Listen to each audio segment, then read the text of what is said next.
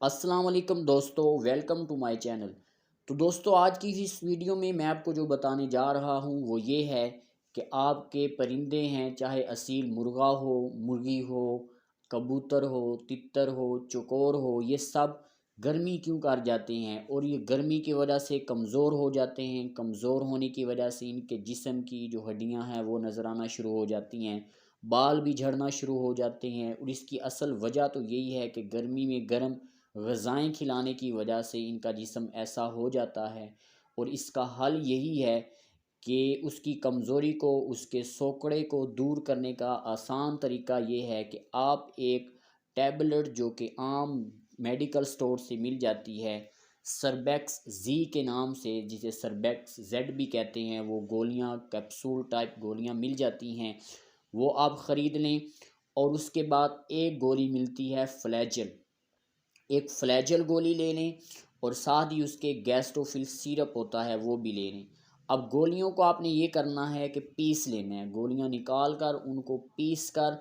اور ایک بند ڈبی میں کر لینا ہے، اور حسب ضرورت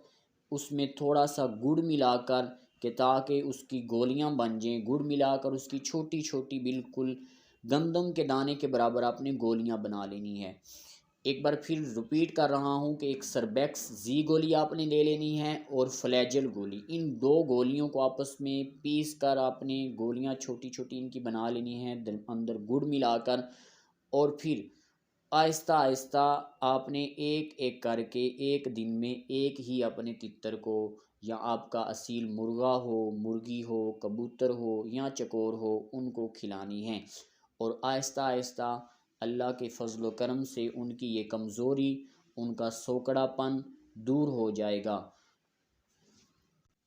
اور دوستو، اس میں ایک بات یاد رکھنی ہے اور احتیاط کرنا ہے کہ آپ نے گولی کھلانے کے بعد تقریباً 4 سے 5 گھنٹے تک، نہیں تو کم از کم 3 گھنٹے تک تتر کو پانی نہیں پلانا، کیونکہ گولی کھلانے کے بعد آپ لوگ پانی نہیں پلائیں گے تو اس آہستہ آہستہ آپ کے ککڑ یا تتر یا دوسرے جانور جو ہیں ان کا سوکڑا ختم ہو جائے گا۔ تو دوستو، امید کرتا ہوں آج کی یہ ویڈیو آپ کو پسند آئے گی۔ اپنی رائے کا اظہار کومنٹ میں ضرور کیا کریں، یا کسی قسم کا مسئلہ پوچھنا ہو، کسی قسم کی رائے دینی ہو تو ضرور کومنٹ کیا کریں۔ تو ملتے ہیں اگلی ویڈیو میں، تب تک کے لیے اللہ حافظ۔